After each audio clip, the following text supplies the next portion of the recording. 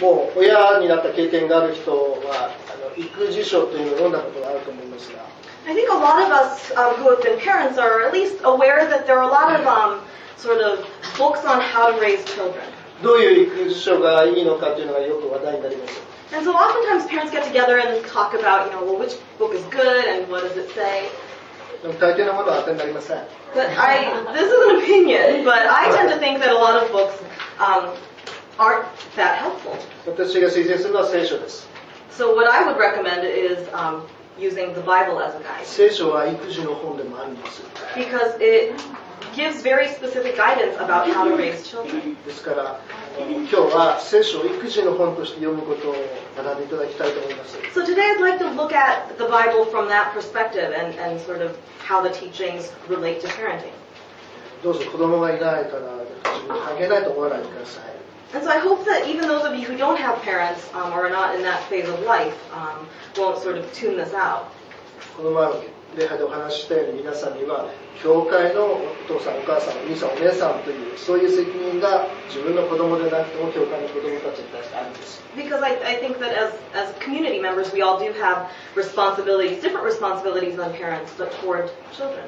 最初に申命記を読みましょう。So let's start with the passage in Deuteronomy. 6章の4節から9節までです。From chapter 6 verses 4 to 9. 聞けイスラエルよ。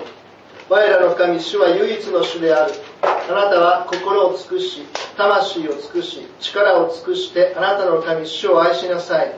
今日私が命じるこれらの言葉を心に留め、子供たちに繰り返し教え、家に座っている時も道を歩く時も寝ている時も起きている時もこれを繰り返し聞かせなさい。さらにこれを印として自分の手に結び、覚えとして額につけ、あなたの家の戸口の柱にも門にも書き記しなさい。 Hear, O Israel, the Lord our God, the Lord is one. Love the Lord your God with all your heart, and with all your soul, and with all your strength. These commandments that I give you today are to be upon your hearts. Impress them on your children. Talk about them when you sit at home, and when you walk along the road, when you lie down, and when you get up. Tie them as symbols on your hands, and bind them on your foreheads. Write them on the doorframes of your houses and on your gates.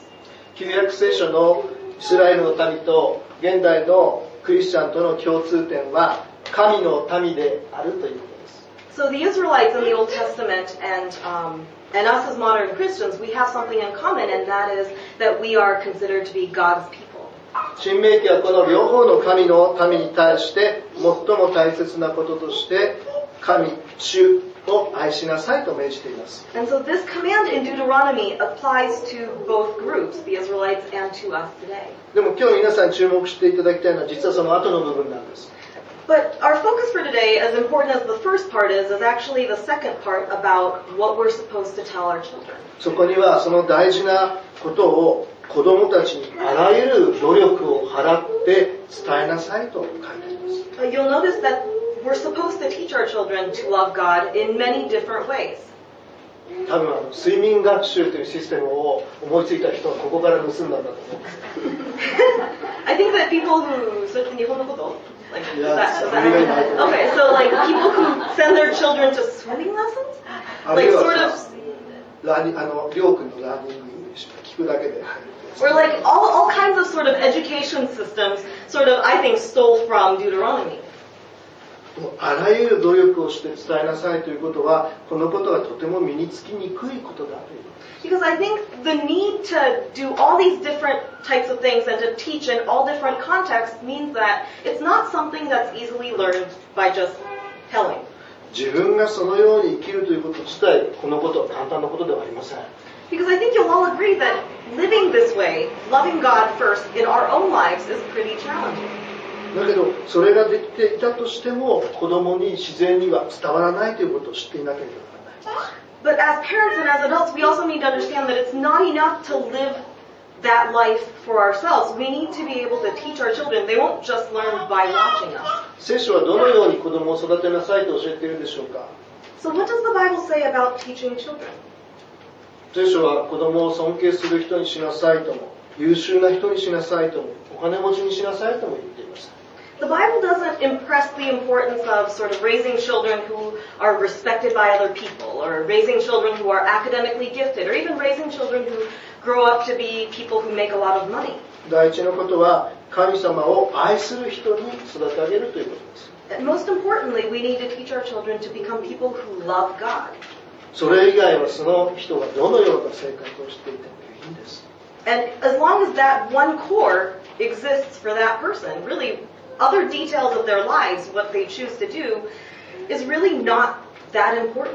なぜならどんな境遇にあったとしても神様を愛している人は幸せだからです。And this is really at the core because no matter what somebody does, like occupationally for instance, as long as they love God, they can live sort of the happiest possible life for them. この聖書によって子供をどう育てるかということを考え始める前に一つ大切なことを知っておきましょう。I think there's also one thing that we need to keep in mind sort of before we launch into the specifics of raising children biblically. それは子供がいることだけが祝福ではないということです。And that is that children, as wonderful as they are not the only source of blessing. 多くの人が多く子供がいることが普通というか多いので、そうではないケースに対して私たちは時々気配りが足りません。Sometimes, sort of, not just Christians, but out in society, the norm is you get married and you have children. And so I think we have kind of a skewed perception about people who don't have children. だから結婚してしばらく経っているのに子供がいないカップルを見たりすると、つい気安くまだなのみたいなことを言ってしまうことがあるわけです。And so sometimes we see a couple who's been married for a few years and we sort of unthinkingly tell them, oh, like, don't you want kids or when are you going to have kids? でもそれはこの世の価値観とか期待であって聖書の価値観ではありません。But we do need to be aware that that sort of response on our part is really a value that the world has placed on us, not necessarily biblical. 聖書はヤコブのような子だくさんの人を祝福していますけれども、God, or the Bible has examples of people like Jacob who had many children and he was blessed. でもそれとは違う形の祝福もたくさん出ています。But the Bible also has examples of people who were blessed in other ways. 使徒パウロはどうでしょう。 Think about the Apostle Paul. 彼は子供がいなかったばかりか家庭も持たなかったんです。 He didn't have children and he wasn't married. けども彼が福音をヨーロッパに伝えることが始まらなければ、今このような形でイエス様のことを私たちが知っていたかどうか疑わしいわけです。 But unless he had been blessed with the life that he was given, we may never have heard the gospel. 彼は子供もいず結婚もしませんでしたけれども祝福に満ちた人生を歩みました。 So he lived a blessed life regardless of sort of the fact that he did not have a family. エステルという女性をご存知でしょうか。 I wonder if you know the story of Esther. 知らない人がいらっしゃったら旧約聖書のエステル記を読んでみてください。短い箇所ですから。 And if you're not familiar, I encourage you to look in the Old Testament because it's a pretty brief story. エステルは小さい時に両親を亡くしました。 Esther lost her parents as a young child. 彼よりも年上のいとこであるモルデカイという人が引き受けて自分の子供として育てたんです。 And so she was raised by a relative and adopted by a relative named Mordecai. つまり養子、養女だったわけです。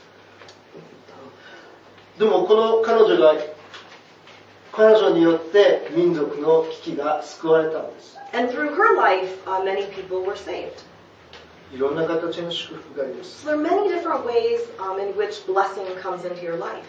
子供を産み育てるのが当然なことというふうに間違えないで。 So really, it's not getting married and having children is not sort of the normal way of life, and everything else is somehow abnormal. どうか若い夫婦に向かって子供はまだなんていう聞くようなことはユアチャーチでは起こらないということをしていただきたい。 So I'm hoping that at your church we can be a little more sensitive with ourselves and with each other. では子供たちのこと誰のものかということから考えていきましょう。 So let's go back to the topic at hand here. この社会での子供についての大きな間違いが2つあります。 So there are two misconceptions about children, sort of broadly speaking, in this world. 一つは子供は自分たちのものだという考え方です。 One is to think that sort of children belong to us, they're our possessions. ある人は自分の思い通り子供を育てるということを考えます。So some people have very elaborate plans about what they want their child to do. 自分の果たせなかった夢を子供に押し付けたりするわけです。They have sort of unfulfilled wishes that they want their children to fulfill for them. 会社を継がせようと思います。Some people want their children to enter the same line of work that they do. そのために単にこの子供が他に興味を持っているのでそれをさせないようにしたりするわけです。And so in the extreme, some parents sort of direct children's interests and discourage interests that don't pertain to what they want their kid to do. それが子供にどういう影響を及ぼすかは想像がつくと思います。I don't think you have to be a genius to know what that kind of sort of control will do to children. 反対に一方で子供の自主性を大事にすると言って甘やかして子供の言いなりになっている。子供にコントロールされている親がいます。And on the other hand, the sort of flip side of being the super controlling parent is also being the super permissive parent who says, well, you know, I don't want to squelch their individuality so they can do whatever they want. 前にも話したんですけど、過去に私の家の隣に王様が住んでいました。So, I think I've mentioned him in a sermon before, but we used to live, next to our apartment complex was a family with a really spoiled little kid that we called him Osama because he was such a brat and he was so loud that we always heard him. でも家庭では皆さんが王様であり王女様なんです。But sort of the way that we should think is that parents should be sort of the reigning king or queen in a family and not the kid. 子供は王子か王女のように育てなければ。The kid can be a prince or a princess, but not sort of the ruler. それは大きな違いです。And there's a big difference. あなたに権威があります。Because you have been given, as a parent, the authority. マタイによる福音書の10章37節から39節を読みます。Let's take a look at the Gospel of Matthew, chapter 10, verses 37 to 39. 私よりも父や母を愛する者は私にふさわしくない。私よりも息子や娘を愛する者も私にふさわしくない。また自分の十字架を担って私に従わない者は私にふさわしくない。自分の命を得ようとする者はそれを失い、私のために命を失う者はかえってそれを得るのである。Anyone who loves his father or mother more than me is not worthy of me, and anyone who loves his son or daughter more than me is not worthy of me, and anyone who does not take his cross and follow me is not worthy of me. Whoever finds his life will lose it, and whoever loses his life for my sake will find it. マタイはこれとほぼ同じ言葉を19章でもう一度繰り返しています。And Matthew repeats himself in verse 19, or chapter 19 rather. このことは子供を愛さなくてもいいという意味ではありません。Now this verse is not saying don't love your children. 私たちはこの言葉を注意深く受け取らなければなりません。I think we need to be careful when we sort of examine this verse. というのはこの言葉を、この同じ聖書の言葉を大変危険な反社会的なカルトも使うわけです。Because, I mean, honestly, even cults can take a verse like this and twist it for their own teachings. 聖書にこう書いてあるんだから、すべての社会的なものは捨てて自分についてきなさいと言ったりする人が出てきます。So in the extreme, cults like that would probably take a verse like this out of context and say, well, clearly it says so in the Bible, so you should throw everything away and give everything to us. でも同じマタイがこうも言ってるわけです。But there's another verse in Matthew. 22章なんですけれども、in chapter 22, イエスは言われた心を尽くし、精神を尽くし、思いを尽くし、あなたの神である主を愛しなさい。これが最も重要な第一の掟である。第二もこれと同じように重要である。隣人を自分のように愛しなさい。律法全体と預言者はこの2つの掟に基づいている。Jesus replied, "Love the Lord your God with all your heart, with all your soul, and with all your mind. This is the first and greatest commandment. And the second is like it, love your neighbor as yourself. All the law and the prophets hang on these two commandments." さっき読んだ2つの箇所は今読んだところの第一の部分に相当しているわけです。さっき読んだ。So this part is sort of similar to the verse in Deuteronomy that we read earlier. でもそのことと同じように重要なこととして隣人を自分のように愛しなさいと書いています。But in the section in Matthew that we just read, it says that not only do we need to love God, we also need to love our neighbors. 子供はあなたの一番近くにいる隣人です。Your child is your nearest neighbor. ですからこの一見厳しい全て捨てなければいけない私を愛しなさいと書いてある箇所というのはそれは優先順位なんです。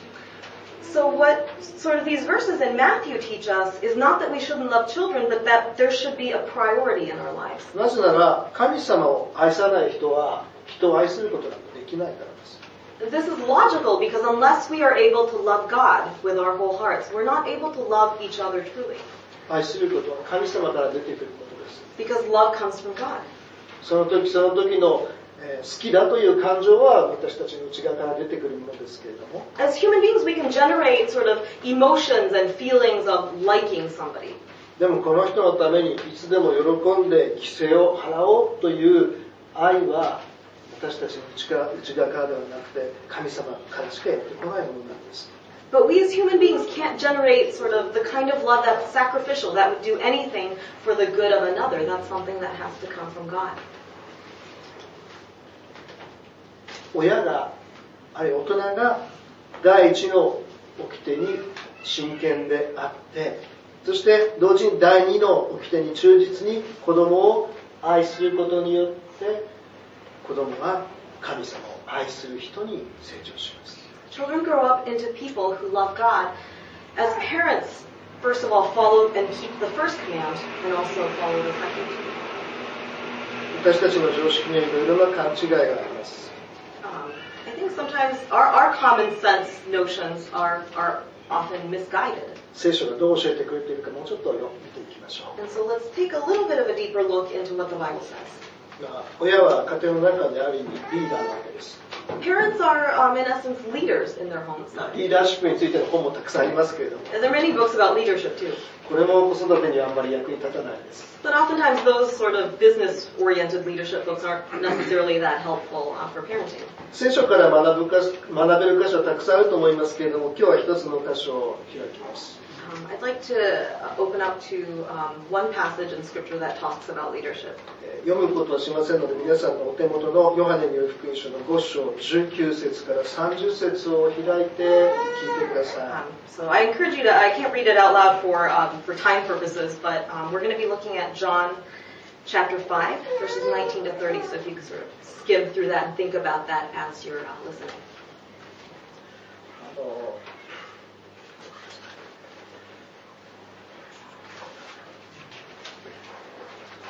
ここでのイエス様は子供たちを育てる親のための良いお手本です。And here the example that we see of Jesus in the gospel is something that's helpful for parents. ここでイエス様は神様に聞かなければ自分は何もできないと正直におっしゃっているんです。In this part of the gospel, Jesus says that all of his authority, the authority that he has, comes from God the Father. 神様に聞いた通りに私はするとおっしゃっているんです。So Jesus does what the Father says. これは私たちにも当てはまることです。And this is something that's true for us as Christians. 神様に聞かなければできないことです。イエス様でさえそうだったんです。We live according to God's word, and so did Jesus. ところが後半では裁くことは神様がなさらずに私に任されているとイエス様がおっしゃっています。But if you look further on in this passage, it says the Father judges no one, but rather Jesus has been entrusted with the power to bring judgment. 私たちがイエス様からここで学ぶとしたらイエス様と同じように私たちにも裁く責任が与えられているということです。So I think as parents, we can understand that sort of a similar pattern has occurred in that Jesus has entrusted us with authority over our children. もちろん子供を罪に定めるという意味ではありません。It doesn't mean that we sort of judge our children, sort of judge who they are. 子供を正しく観察、判断して正しく育てるということです。But judgment here means that we are discerning and that we teach our children right from wrong. イエス様はこの裁くということが自分に委ねられている責任であるということを知ってました。So here we find that Jesus was aware of his authority and not just aware of the authority itself, but also its source. 私たちは神様の権威のもとにいますけれども、子供たちを正しく導く責任があるんです。So we ourselves are under God's authority, but we also in turn exercise God's authority, God-given authority over our kids. 子供にとって神様の権威と親の権威は連続した一つのものに見えなければなりません。For children, God's authority and sort of parental authority sort of needs to be on the same continuum. それが可能なのは私たち自身、親の立場にいる者が神様の権威のもとにしかりいるということです。And the only way that can happen is if we ourselves, as parents, as individuals, place ourselves under God's authority. 私たちのうちには子供を正しく育てる力、知恵はないということをまず認めましょう。I think first we need to acknowledge that we don't have adequate wisdom or strength to raise our children as they should be raised. でも神様はそれを与えてくださいます。But God is the one who empowers us and gives us what we need. 私たちには第二に私たちは責任を負っています。As parents, we have a lot of responsibility. このことを神様の責任にはできないです。And so because we've been given responsibility, we can't in turn just say, well, it's all up to God, it's up to His authority, so I'm just going to sit back and do nothing.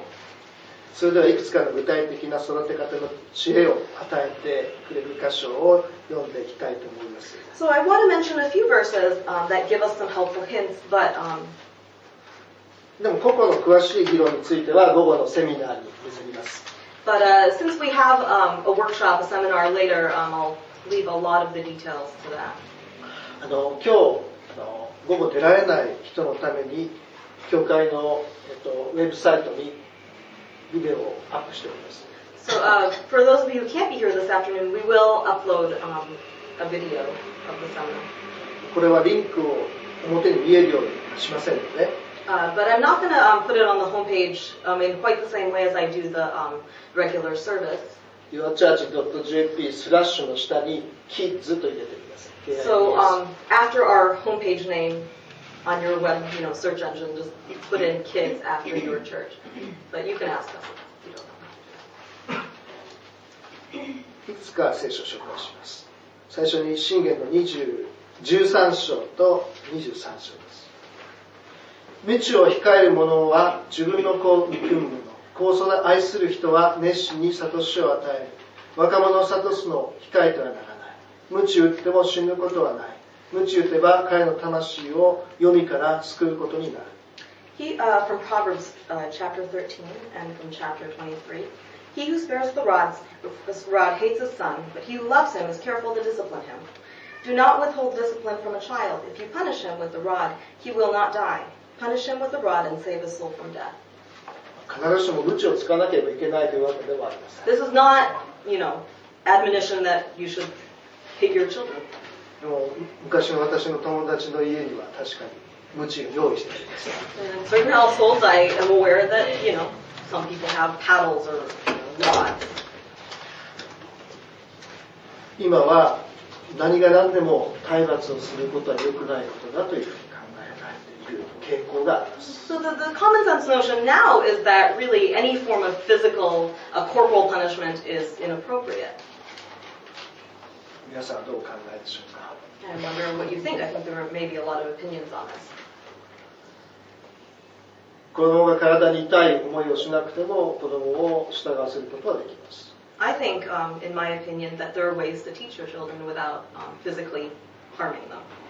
私自身はお尻を叩いてもいいと思いました。Personally, when I raised my children, I didn't think that spanking appropriately was a problem. 確か実際に息子を1回か2回かお尻を叩いたことがあります。So I do remember spanking my son a few times, once or twice. でこの人はそれを見てるわけですから。This one learned that happened, so she didn't need to be spanked. つまり言いたいことは叩く角度があればそれで十分なんです。So I think on that note, I would just say that if you know what you are doing, and as it is appropriate, spanking is an option. でもそれちょっと話前後しちゃうんですけれども、自分がカーッと来て怒って手を出してしまうということと、お尻を叩くということは全然違うことです。But I do want to make abundantly clear that spanking a child and correcting them is completely different than sort of losing control, getting mad, losing control, and hitting your child. 自分が冷静でいると以外は決して子供に手を当ててはいけません。I don't think you should raise your hand to your child or strike your child if ever you are not calm. もう一箇所紹介しましょ So one more passage. う。ずれちゃった。エフェソの6章の1節から4節です。子供たち、主に結ばれている者として両親に従いなさい。それは正しいことです。父と母を敬いなさい。これは約束を伴う最初の掟です。そうすればあなたは幸福になり地上で長く生きることができるという約束です。父親たち子供を怒らせてはなりません。主がしつけ諭されるように育てなさい。Says, children, obey your parents in the Lord, for this is right. Honor your father and mother, which is the first commandment with a promise, that it may go well with you, and that you may enjoy long life on the earth. Fathers, do not exasperate your children. Instead, bring them up in the training and instruction of the Lord. 大人はこの前半だけを読んで子供に聖書にこう書いてあるからちゃんと従いなさいって言うんですけども、後半もちゃんと読まなければなりません。 I think this verse needs to be taken in its entirety. Parents like to sort of take the first part of this verse and say, stick it under their children's noses and say, look, it says so in the Bible, so therefore you should obey me. 子供が少し大きくなって聖書を読むようになったら、でも次にはこう書いてあるよと言われてしまう。But if you knew that, you should be prepared when your child is able to read for your child to say, but did you read the last part of the verse? 私たちが主をしつけ諭されるように育てなければ両親に従う子供にはならないんです。Unless we create the right condition and we teach well, children don't grow up into people who obey anybody, not the Lord and not parents. 第一義的な責任は親にあるんです。 And so really the burden of responsibility is on the parents.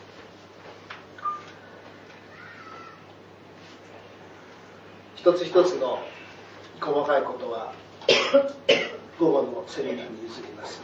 So again, I'm going to sort of spare you the details and leave that to the seminar. 聖書にはたくさんの参考になる父親像、母親像、両親像が出てきます。 I do want to mention that there are a lot of different parents that come up in the Bible, and they sort of are exemplars and non-exemplars in their own right. 私は反面教師を紹介して今日は終わりたいと思います。 So I think I want to end by showing you or bringing up the non-exemplars, the people you should not emulate. 皆さんは聖書を読んでこういう親にはなってはいけないという人はどれかというふうに聞かれたら誰のことを思い起こしますか？ I wonder who you would think of if I asked you to think of a parent in the Bible that you think did a horrible job and you don't want to be like them. 聖書には元祖モンスターパレンツがいます。 There are monster parents in the Bible. ヤコブ、ヨハネのお母さんですね。The mother of James and John is one that comes to mind. イエス様がこの世でも王様になると誤解してイエス様が王様になるときに息子たちを総理大臣にしてくださいと頼んだわけです。 So she had the expectation that Jesus was going to be some political ruler and that she wanted to place her kids in the right position so they could have some kind of power and status in his kingdom. 子供たちのその地上での成功が彼女たちの関心だった。 So for that parent, really her focus was success, earthly success on the earth. それは自分の虚栄心を満足させるものです。 It was sort of an issue of her own satisfaction and her own sort of esteem. 僕も大統領のお父さんになってみたいです。 Not happening. I think I'd like to kyoju, not parent, not president. But I don't think that'll happen. Sorry. また自分の子供たちが他の弟子たちよりも優れているとイエス様に言わせたかった。 Or she wanted Jesus to say that her kids were, out of all the disciples were just the best and they were こ top. のお母さんの真似をしていきます。 This is somebody who's a non-exemplar. We shouldn't be like her. 私がもう一組思い起こすのはイサクとリベカです。The other sort of parents that come to mind for me is Isaac and Rebecca. この人たちのことは創世記の25章から28章あたりに書いてあります。興味ある人は読んでみてください。And their story comes up in Genesis from chapter 25 to 28. エサウは、双子のお兄さんでしたけれども、神様を軽んじて自分勝手に生きる人でした。Esau was the older brother of the twins, and he sort of was self-centered and did what he pleased. そして、両親の悩みの種だったんです。And he, gave his parents a lot of grief. でもお父さんのイサクはエサウのことを気に入ってました。But Isaac sort of favored Esau, the older brother. ヤコブは決してその良い性格とは言えなかったんですけれども、彼は神様の祝福なしに人を生きることできないということを知っていた弟です。So Jacob was, by no means an exemplary person himself, had a lot of issues and challenges, but he also eventually in his life found out that he couldn't live without God's blessing.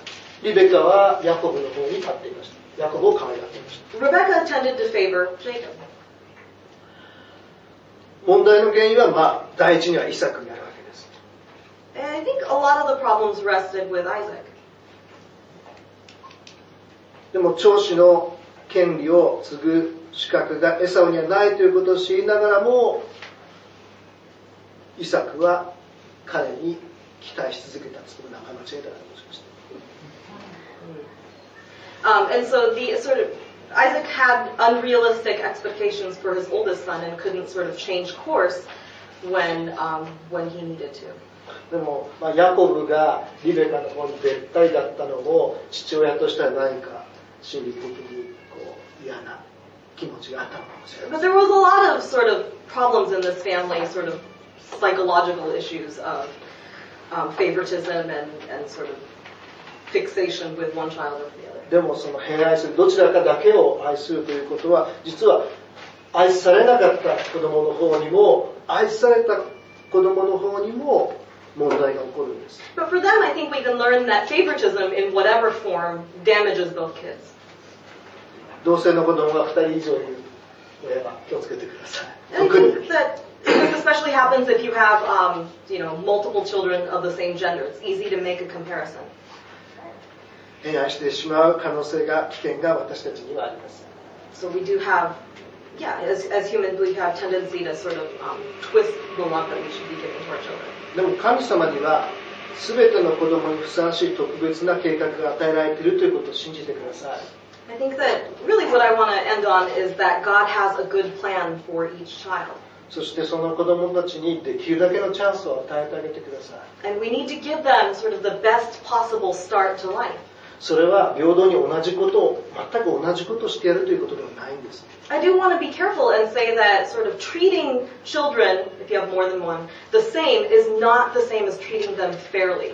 子供たちはなんで僕に同じことをしてくれないんですかって言います。 Your child will inevitably ask you, why don't I get treated exactly the same way as my brother or sister? 神様には彼とあなたとは違う計画が与えられているんだよ。私たちはそれぞれのためにベストを尽くしているんだよということを伝えればいいんです。 But what we need to teach them is that each child is an individual and that just as God has a different plan and a different purpose for each one, so parents sort of provide differently for their children. 子育ては背中でするんだって先週か言いましたけれども。 I think I mentioned a few weeks ago that sort of parenting is by example. でも問題はその背中を見せている本人がどこを向いているかということが実は一番大事な問題なんです。 So what's crucial is what kind of an example we're providing. What are the parents sort of following or looking toward? 好き勝手なことをしている人の背中を見たら子供は好き勝手なことをする人になるわけです。 If parents are sort of living very selfish lives and inconsistent lives, children see that and they emulate that, unfortunately.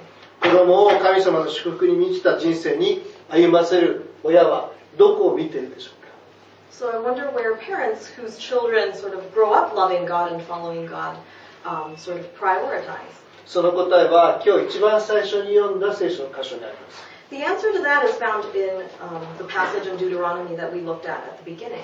子供を神様の祝福に満ちた人生を歩ませる親は心を尽くし、魂を尽くし、力を尽くして神、主を愛している人です。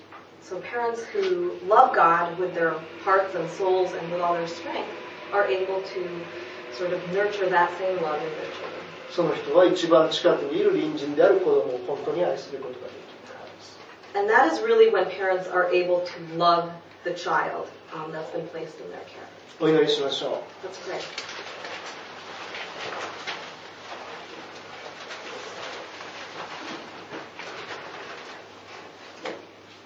神様、あなたが一人一人に特別な計画を持っていてくださることを覚えてありがとうございます。God, we remember that you have a good plan for each of our lives, and we thank you. また小さな赤ちゃんも子供たちも例外ではありません。And God, we thank you that little children, even babies, are not an exception to this promise. どうぞ私たちが彼らが神の人としてあなたにまっすぐに歩んでいくことができるように育てるこの責任を果たすことができるように助けてください。 Please give us your help as we fulfill our responsibility to our children. どうぞ必要な知恵を与えてください。 Please give us the wisdom that we need. どうぞ健康を支えてください。私たち自身の健康を支えてください。 Please support us physically. どうぞ父と母として一対をして育てることができるように助けてください。 Give us sort of your unity as mothers and fathers in raising children. あなたに期待します。 Lord, we look to you. 私たちはあなたの権威のもとにいるからです。 We look to you because we are under your authority. 感謝をしてイエス様のお名前によってお祈りします。 We thank you for these things in Jesus' name. アーメン。Amen.